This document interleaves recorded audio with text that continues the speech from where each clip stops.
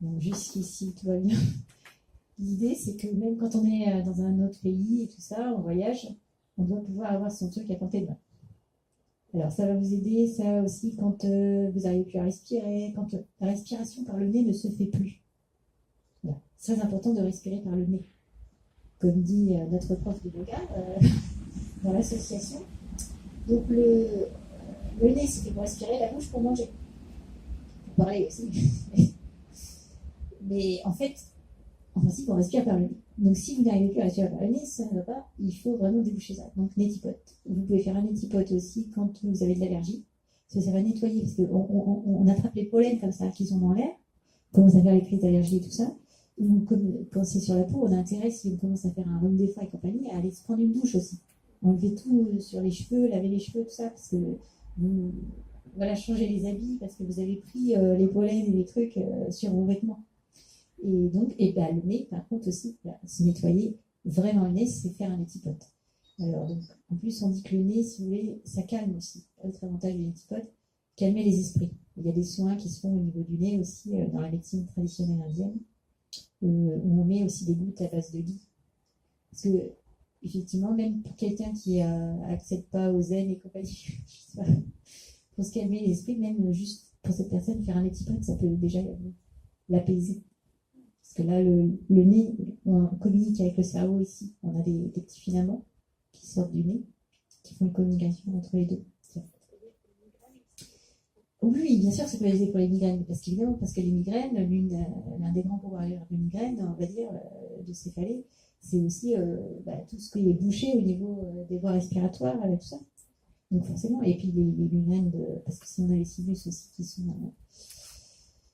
qui sont un peu bouchés, et tout ça, oui, on respire pas bien aussi, parce que respirer, c'est essentiel.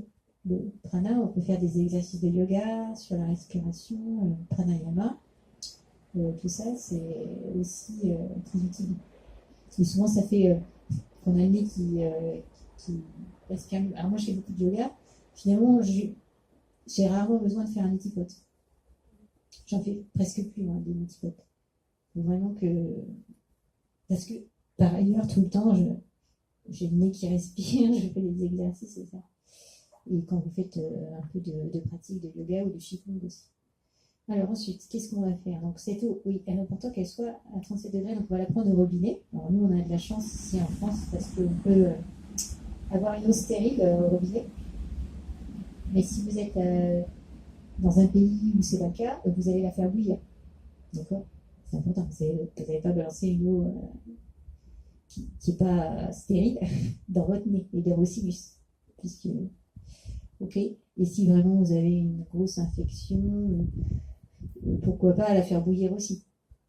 Voilà. Si vous êtes en grippe, machin, en sinusite, et que vous savez que vous avez des gros bactéries, machin, méchantes, bon, vous pouvez la faire bouillir, cette eau. Et par contre, il ne faut pas vous brûler. Donc ça veut dire que c'est de l'eau, quand vous allez la mettre dans votre multipote, il ne faut pas qu'elle soit brûlante. On est bien d'accord? Vous pouvez tester sur la peau. Ensuite, dans cette bouteille d'eau remplie de 50 centilitres d'eau chaude, vous mettez l'équivalent d'une cuillère à café de sel. Voilà, c'était une espèce de dosette que j'ai fait, la dose, une cuillère à café. Donc de gros sel ou de sel fin, parce que vous avez ce main. Bon, il y en a qui disent que c'était mieux un sel naturel, un sel pas. Oui, peut-être pas balancer n'importe quoi dans son nez non plus. Pas un sel industriel, je sais pas. Ouais, pour temporiser quoi. Ensuite, donc vous mettez ça la moitié. Alors avec celui-là qui est pour les bébés et les enfants, on fait directement la préparation dans le pot.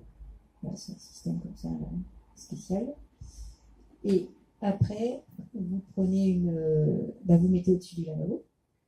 Vous mettez à peu près la moitié de la bouteille là, dans votre pot. La moitié, ça vous fera pour une narine. Et la deuxième moitié, une autre narine. Pour les enfants, ça peut être un peu moins. Et en fait, ça va vous rétablir aussi tout ce qui est. Des fois, moi, la nuit, les enfants, s'ils se réveillent parce qu'ils sont à la grippe, je sais pas quoi, ils n'arrivent plus à respirer, ou moi, ça m'arrive. Ça m'est arrivé, parce que maintenant, ça m'arrive plus. Mais, et bien, en fait, vous vous réveillez en sursaut parce que vous n'arrivez plus à respirer. Vous voyez, d'un coup, le nez est bouché. Et bien, hop, netipote en urgence, on va dire. Et après, vous pouvez vous recoucher et vous respirez à nouveau. C'est logique. Alors, on le fait comme ça. Et la moitié de la bouteille au-dessus d'un lavabo. Alors, il faut ouvrir la bouche, c'est très important. Parce qu'à partir du moment où vous allez faire ça, vous n'avez plus dans le nez, vous nettoyez le nez.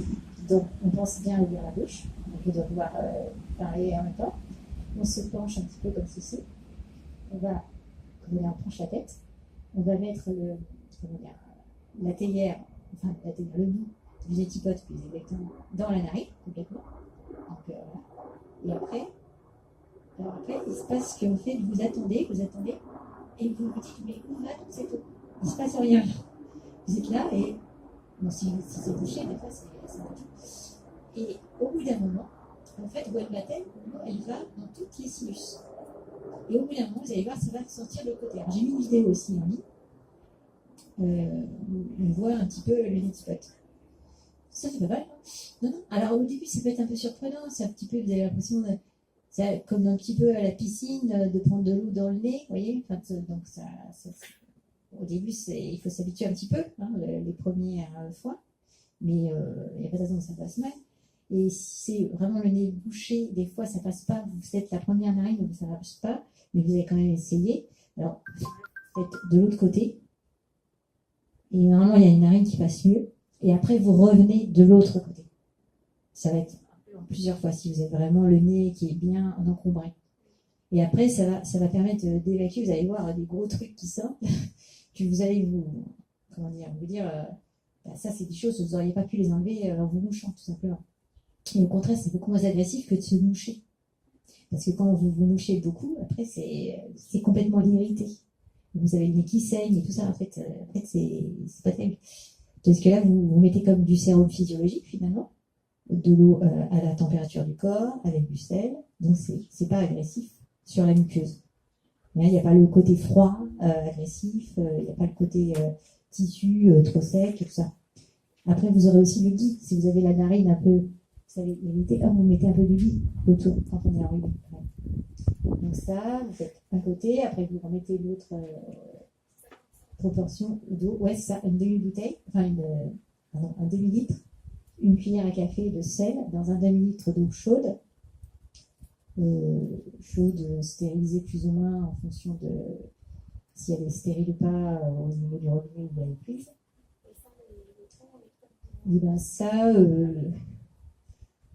comment dire, commander. Il faut commander sur Internet, a priori, le plus simple. Parce que j'ai été dans une boutique là à Paris sur une épicerie indienne, quincaillerie, mais en fait, j'étais pas très satisfaite parce qu'ils vendaient des netipotes en cuivre. Ceci dit, c'était pas mal parce que je me suis dit, bon, bah, au moins, ça casse pas et tout ça, le cuivre. On peut le nettoyer, mais le problème, c'est que j'ai trouvé trop étroit. J'ai pas pris du coup. Parce que du coup, je me suis dit, comment on fait pour nettoyer après? C'est pas terrible. Donc ça, sinon, c'est sur Internet. Là, j'ai pas ramené, j'en ai une plus belle, là, c'est là, plus ouverte. C'est dans l'ordre de 15 euros à peu près, environ. Et ça doit être 10 euros, le modèle basique plastique. Et celui-là, je sais pas. Je sais pas combien il coûte.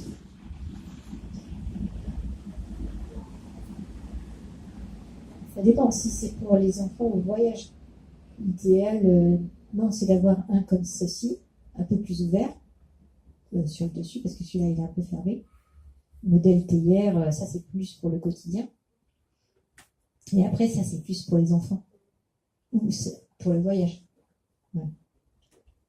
Parce que c'est plutôt ça l'idée.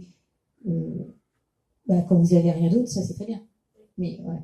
Et sinon, je crois que dans les pharmacies, ils vendent un truc qui s'appelle genre Rhino Horn, la corne nasale, qui est plutôt inspiré chinois. Mais bon, ça peut le faire aussi. Voilà. Après, ça dépend. De toute façon, les pharmacies, en général, c'est pareil, ils commandent leur truc. Vous pouvez aussi commander directement et avoir le modèle le plus adéquat. Ouais. En fait, voilà. Une fois que vous avez acheté ça, vous n'avez plus besoin d'acheter 10 000 sérums physiologiques et tout ça. Et c'est vraiment très efficace. Ouais, franchement. Après, je ne sais pas si d'aventure, oui, Non, personne ne veut essayer, je propose toujours. Il y a très longtemps, il y a quelqu'un qui avait essayé en atelier. Mais voilà. Donc ça, voilà. Je crois qu'on a fait le tour. On a fait le tour. Bah, je pense que, par tout ce qui est plantes, tout ça, je fais partie de la médecine. C'est bien de les prendre, c'est pour consulter un médecin, c'est possible, on peut essayer de faire les choses nous-mêmes. On peut essayer de faire les choses nous-mêmes sur le schéma que je vous ai donné là. Pour tout ce qui est comprendre ce qui nous arrive et utiliser des aliments. C'est juste que c'est pas dangereux, puisque ce sont des aliments, dans le sens que vous allez, comment dire, c'est utiliser ces pratiques du quotidien aussi. Et ça, c'est préventif aussi. Ce qu'il faut retenir, c'est que c'est avant tout préventif. Et alors, le fait de faire le test va vous aider à savoir quelle est votre constitution de base. Quand vous faites les tests sur les lochas, il faut regarder quand vous étiez enfant. C'est-à-dire que il ne faut pas regarder forcément là, maintenant, au jour d'aujourd'hui, où on ne sait pas qu'on est en déséquilibre. Alors, du coup, on ne sait plus quelle est notre nature réelle, enfin originale.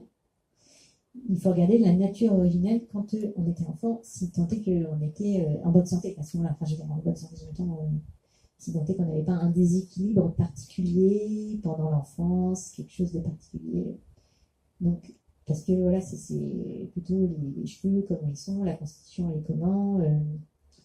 Parce que, par exemple, il y a des enfants qui mangeaient tellement de sucreries que s'ils se basent sur leur profil quand ils étaient enfants, ils vont dire qu'ils étaient gros. Alors que leur constitution, c'est pas gros, c'est latin. Donc, mais l'idée, c'est de retrouver le truc à l'origine. Et si vous voyez qu'aujourd'hui, c'est un peu différent, par exemple, voilà, moi, je savais pas que j'étais pita, machin, et je digérais pas bien, mais je savais pas est-ce que c'est digérer pas bien, parce que ça dépend de la constitution. Parce que quelqu'un qui est cafard, par exemple, la fréquence des selles, c'est vachement espacé, enfin, et c'est normal. Parce que le métabolisme, il est plus lent, c'est pas pareil, quoi. Mais par contre, quelqu'un qui est pita, c'est pas normal. Ça veut dire qu'en vrai, il est constipé. Donc, en fait, une fois qu'on le sait, du coup, ça permet de savoir, effectivement, ok, du coup, j'ai quelque chose à arranger. Parce qu'on n'a pas l'impression d'être en mauvaise santé, encore une fois. C'est avant de tomber malade, en fait. Ça, la prévention. Là, vous n'avez pas besoin de relever. Il faut faire le test. J'ai mis en ligne des liens sur les blogs, donc ifeelbetter.fr et puis semeurdezen.org. Pour l'atelier Ayurveda, il y a des liens vers les schémas, il y a les PDF et il y a des liens vers les tests qui permettent, après, on va comptabiliser ces colonnes. En ligne, par exemple, il vous fait le total, je crois directement, je crois, il me semble. Et du coup, ça permet d'avoir une idée. Donc, vous allez avoir normalement une prédominance d'un des 3 doshas. Après, vous pouvez avoir 2 qui sont très proches et très rarement les 3 qui sont à égalité. C'est très rare, ça. Il paraît que ça peut se voir. Voilà. Et en fonction de ça, du coup, ça vous permet de voir, comment dire, à l'origine, vous êtes comment. Et du coup, après, vous comparez votre pouvoir de justifier les communs, etc. Et vous pouvez du coup savoir si vous êtes un peu en déséquilibre ou pas. Et c'est uniquement pour ça que c'est intéressant, parce que finalement, après, je vous ai dit, c'est pas indispensable de faire son test. Parce que après, quand on voit les pathologies qu'on peut avoir, c'est comment dire, ça c'est pour tout le monde, hein, en fait, les 3 colonnes. Peu importe qu'est-ce qu'on est, au départ. C'est-à-dire qu'après, on va savoir aussi plus de choses. On va savoir que dans notre nature, par exemple, si on est Vata, c'est vrai que les gens qui sont Vata de nature, c'est vrai que s'ils sont un peu angoissés, c'est un peu dans leur nature. Enfin, je veux dire, il ne faut pas chercher à complètement vous savez, si on est, je sais pas moi, comme Michael Jackson, à se blanchir complètement, c'est pas, non, je veux dire, dans l'idée, oui, on a une constitution de base, on ne peut pas inverser complètement le phénomène. Voilà, si on est constitution CAFA, on va pas chercher à devenir en fil de fer. ça n'a pas de sens, en fait. On va garder la volonté, le sens du truc. Voilà, tout est une question de mesure, quoi. Donc, aller voir un médecin, ça commence par la santé au quotidien, on va dire. S'améliorer, regarder ce qu'on mange, essayer de comprendre qu'on manger pour vivre et non pas vivre pour manger, ça, c'est dans la barre. Et ça, c'est vrai. Et aussi écouter son corps, ses besoins. Alors, pour les repas, il y a plein de choses aussi qu'on peut savoir. Dans la culture musulmane, encore une fois, ça c'est aussi très bien explicité. C'est qu'en principe, quand vous mangez, il faut faire il y a un tiers de solide, un tiers de liquide dans l'estomac, et il faut laisser de l'air. Un tiers d'air. C'est comme dans une machine à laver, notre estomac. C'est-à-dire que si vous la remplissez trop, la machine à laver, ça ne tourne pas. En fait, si elle est blindée, il faut qu'il y ait un peu d'air, quoi. Voilà, d'accord. Donc, et du coup, c'est vrai que c'est censé. Si vous êtes déjà, quand vous sortez du repas, vous avez déjà trop mangé, ça ne va pas. Enfin, non. Si vous avez effectivement trop mangé, dans le sens, il faut arriver à manger doucement, justement, en mâchant bien, dans le calme, en se concentrant sur ce qu'on fait, en repas de pleine conscience. Et si jamais vous mangez des aliments, justement, que vous n'avez pas trop le choix, je sais pas, c'est de la viande, vous ne savez pas trop la provenance, etc., vous pouvez aussi avoir une petite pensée pour l'animal que vous allez manger. Et du coup, ça peut faire en sorte que vous allez mieux digérer, parce que c'est quelque chose aussi un peu méditatif, on va dire. Ouais. Oui, aussi, c'est un petit peu pour, comment dire, remettre un peu d'équilibre, voilà. Temporiser, se dire, ok, un peu comme le chasseur qui fait ça dans les règles de l'art. Comment dire, il va aussi avoir un peu de respect pour la bête qu'il a tuée. Il va la remercier, en fait, je sais pas comment dire. Enfin, il y a donc tout un rituel comme ça, chez les Indiens, par exemple, les Indiens d'Amérique, je vais dire. Les bons chasseurs traditionnels respecter l'animal. Donc, c'est une manière d'atténuer les choses. Voilà. Et après, faut pas non plus faut être, comme on dit, flexivore, je crois. C'est-à-dire pas avoir trop d'interdits et de choses. Sinon, écoutez votre corps. Suivez ce que vos envies, en fait. Enfin, vos envies dans ce sens. Et après, vous verrez que c'est toute une pratique. Si au quotidien, vous avez aussi beaucoup de temps où vous allez vous poser, méditer, faire du sport sain, entre guillemets, du qigong, du yoga, des choses comme ça, vous allez reconquérir votre corps et réapprivoiser et réapprovisionner aussi le corps. Et du coup, s'équiper d'une vieille écharpe comme ça, comprendre quand on a besoin d'aller au soleil, quand on a besoin de le faire, se couvrir. Enfin, c'est des choses qui paraissent comme ça. C'est très simple d'abord. En fait, c'est pas compliqué. Il avait dit qu'il aurait déjà fait. C'est pas compliqué. Il faut juste un petit peu de se dire que on va faire un peu comme les astronautes. Voilà. Se donner le temps. Pas se coucher trop tard. Et bien respirer par le nez. Comment dire, normalement, c'est vrai qu'on regarde ça sur les études, sur les carences en B12, je crois. Mais ça, ce qu'on a vu aussi, c'est les produits les plus naturels possibles et les plus proches de chez vous. Oui, ce qu'il faut comprendre, c'est que, par exemple, on suit les saisons. Ici, on est dans un climat tempéré, on a des saisons, 4 saisons. Donc en fait, par exemple, il ne faut pas manger des fraises l'hiver. Ça n'a pas de sens. Là, c'est plus tellement la saison des oranges. Donc en fait, prendre les légumes de saison, parce que la terre, on est relié à la terre. Comme on est relié à la terre, si vous voulez, la médecine, enfin, les choses qui sont bonnes pour nous ne sont pas loin. Elles ne sont pas loin de nous et elles sont dans le rythme de la nature. Donc en fait, ça veut dire suivre le rythme de la nature. Donc ça veut dire, effectivement, là, c'est le moment de manger des radis. parce que c'est la saison des radis. Et parce que le radis, du coup, il vient détoxifier le foie. En fait, ouais, donc c'est super logique, ce que je suis en train de dire. Donc ça veut dire que on attendra pour manger les tomates l'été. Enfin, ouais. Et l'aliment il va vous apporter plus de choses. Alors, par exemple, là, on est sous un noyer. J'ai constaté que moi qui suis pita, gros appétit, etc., quand j'ai faim, etc. Et bien, des fois, ça m'est arrivé de prendre une noix comme ça qui était tombée, tac, je la casse, je l'écrase et je la mange. Et c'est incroyable, c'est une petite noix de rien du tout et hop, j'ai plus faim. Ouais, parce que cette noix, elle est chargée, elle est fraîche, entre guillemets. Elle est vraiment nutritive. Elle, elle- voilà, les aliments les plus proches de la nature, le plus proche de la cueillette, le plus proche de chez vous. Et il ne faut pas les laisser traîner trop longtemps dans le réfrigérateur ou quand vous achetez des légumes, je sais pas. Il faut vraiment les cuisiner, les consommer rapidement. Parce qu'après, au fur et à mesure, ça perd de son pouvoir nutritif. Et évidemment, déjà, je vous dirais toutes les cochonneries industrielles qui n'ont aucun intérêt nutritif, puisqu'en fait, vous verrez sur la chaîne YouTube, j'ai mis aussi un reportage, je crois, c'est ça, sur les faux aliments et les choses comme ça. Mais en fait, c'est hallucinant parce que c'est.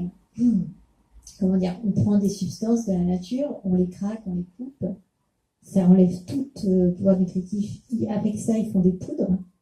Avec les poudres, ils envoient ça à d'autres industriels qui fabriquent des plats cuisinés, qui reconstituent des plats cuisinés. Il faut voir le film, comment ça s'appelle, L'aile ou la cuisse, là. Excellent, excellent film, avec De Funès et Coluche. Et en fait, après, mais c'est la réalité encore aujourd'hui. Le film, ça date un peu, mais c'est toujours le cas aujourd'hui. Voilà. Et après, ils font des plats cuisinés. Et comme ça a perdu le goût, je vous ai parlé du goût tout à l'heure, mais du coup, ça n'a pas de goût, ça n'a pas d'intérêt. Donc, ils sont obligés d'aller emmener ça à d'autres endroits pour se procurer des additifs. Les fameux additifs alimentaires sont pour remettre des arômes, pour faire en sorte que du coup, ça ait le goût chimiquement parlant. Mais ça a quand même le goût du bacon, le goût de je sais pas quoi. Et comme ça, vous avez le plat cuisiné qui vous arrive et vous êtes complètement leurré parce que vous sentez une bonne odeur de je sais pas quoi, mais qui est complètement artificielle. Et donc, c'est zéro intérêt nutritif, zéro. Voilà. Donc, en fait, l'idée, c'est faire la cuisine soi-même. C'est faire des trucs simples, il y a plein de recettes hyper simples, bonne santé. Et les Indiens, en fait, quand ils cuisinent, c'est déjà des médicaments, quoi. Enfin, comment dire, c'est déjà des plats pour aller mieux, quoi. Et c'est vrai qu'il ne faut pas oublier que manger, c'est pas le plaisir dans le sens. Comment dire ça? Manger, oui, manger sainement. C'est-à-dire qu'au bout d'un moment, vous allez comprendre la différence avec le corps entre je me suis fait plaisir avec un gros gâteau à la crème, entre ça, et je me suis fait plaisir, je me sens bien, j'ai mangé un truc vraiment sain pour moi et je me sens bien. Et au bout d'un moment, on voit la différence, c'est vraiment, on est beaucoup plus heureux et épanoui quand on se dit j'ai bien mangé là, mais bien mangé, je me suis fait du bien, quoi. J'ai apporté de la douceur à mon corps, je me suis soignée. Et c'est déjà se soigner, ça, en fait. Que, évidemment, quand j'ai mangé mon truc, comme je le disais, après, on peut fabriquer des très bons desserts soi-même avec des bons ingrédients. Les desserts méditerranéens, par exemple, normalement, c'est assez simple.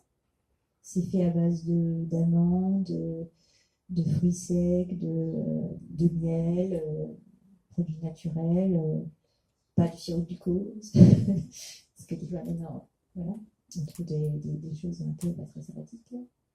Et donc, les douceurs, c'est permis. Utiliser des épices à goût sucré, par exemple. Alors moi, j'ai fait un diabète gestationnel. Donc, j'ai dû enlever tout le sucre. C'est obligé. C'était en plein mois de décembre. Donc, il y avait les fêtes de Noël, les chocolats et tout ça. Oui, ça, c'est un diabète provisoire. Mais du coup, j'ai fait ça. Et en fait, finalement, maintenant, si je prends après avoir fait ce sevrage-là, Si je prends un chocolat derrière, je me dis, mais c'est écœurant. Parce que là, mon corps, il ne réagit pas pareil. J'ai pas du tout, j'ai plein de plaisir. Même la représentation du truc dans ma tête, ça fait rien. Quoi, en fait. Enfin, du moins, ça n'a plus de prise. C'est vraiment intéressant de constater qu'on peut avoir vraiment une autre forme de plaisir à manger sainement, à se sentir mieux, à plus se sentir ces ballonnements, ces machins, sentir qu'est-ce qui vous convient pas. Par exemple, le lait, ça peut ne pas convenir à tout le monde. Au niveau de la digestion du truc, en fait. Parce que si on a des gaz tout le temps, le ventre gonflé et tout ça, c'est pas normal, en fait. Bien sûr qu'on va pas forcément aller voir le médecin pour ça, ou se sentir malade forcément, mais on peut faire mieux, en fait. On peut faire mieux. Donc, des gaz, ça veut dire trop de vata. Donc, prendre des choses, hop, la chaleur, tout ça, qui vont aller vers l'autre sens. Ah oui, un truc spécial que je n'ai pas dit, c'est par exemple pour la grossesse et l'accouchement. Après les accouchements, en fait, un truc important, intéressant à savoir, c'est que vous avez perdu, enfin, il y a le bébé est sorti de l'utérus, et donc l'utérus, c'est une grande poche vide. Donc après un accouchement, on est vide, vata. On a une élévation impressionnante de vata. Donc ça veut dire que en fait, d'ailleurs, voilà, on a des problèmes de douleur du dos, du bassin, les articulations, les sécheresses. On a une grande sécheresse après les accouchements. Donc en fait, il faut vraiment faire des soins pour réchauffer le corps, le gingembre, les massages à l'huile, les massages autour du ventre. J'ai mis aussi en ligne une vidéo qu'on a faite justement en post-accouchement. On a fait cette vidéo-là pour vous montrer un massage traditionnel, à la fois un massage sur le ventre après l'accouchement, et puis aussi massage sur le dos. Mais ça qu'il faut aussi pour en dehors de l'accouchement. C'est du massage traditionnel indien pour réguler quand on a des problèmes de colonne vertébrale, enfin de douleur de la colonne vertébrale. Avec du lit, voilà, nous on a fait avec du lit. Tout à fait, avec le lit, ça calme. Et ça, voilà. Après, il y a les massages aussi autour du visage. J'ai mis aussi une vidéo, j'essaierai de remettre une plus propre prochainement pour les massages. Et en fait, oui, comprendre que vous avez à la fois aussi des postures de yoga, c'est intéressant, parce que même il y a des postures de yoga spéciales anti-rhume. Posture aussi sur la tête, ça va déboucher le nez. En fait, par des exercices ou des postures de Qigong aussi, on peut, ça va agir mieux qu'un médicament, en fait. Ça va être par le mouvement, par l'air, parce on ne se nourrit pas que d'aliments. Enfin, nos aliments, c'est aussi l'air. Nos aliments, c'est aussi le soleil. Donc, on parle aussi des bains. Les bains, alors il y a le bain de soleil, le bain d'eau, le bain d'huile, le bain d'air. Le bain d'air, ça veut dire qu'il faut prendre l'air. C'est comme dans la maison, il faut aérer aussi un peu la maison. C'est important. Et en même temps, il y a ces choses-là que les Chinois disent aussi. Il faut se méfier aussi de ces choses-là. Ce qu'on appelle les forces perverses également. C'est-à-dire, vous méfiez du courant d'air, du refroidissement, d'un coup de chaleur. Ok, un coup de chaleur aussi. Donc en fait, ça c'est une question d'équilibre. Équilibre avec la saison. Oui, par rapport aux saisons, si on est pitta par exemple, l'été ou quand il fait trop chaud, on va être un peu. On va avoir trop chaud quoi. Il va falloir calmer tout ça par des alimentations justement, comme des crudités, comme du yaourt, des choses comme ça, des épices qui vont refroidir. Et l'hiver, il va falloir se réchauffer.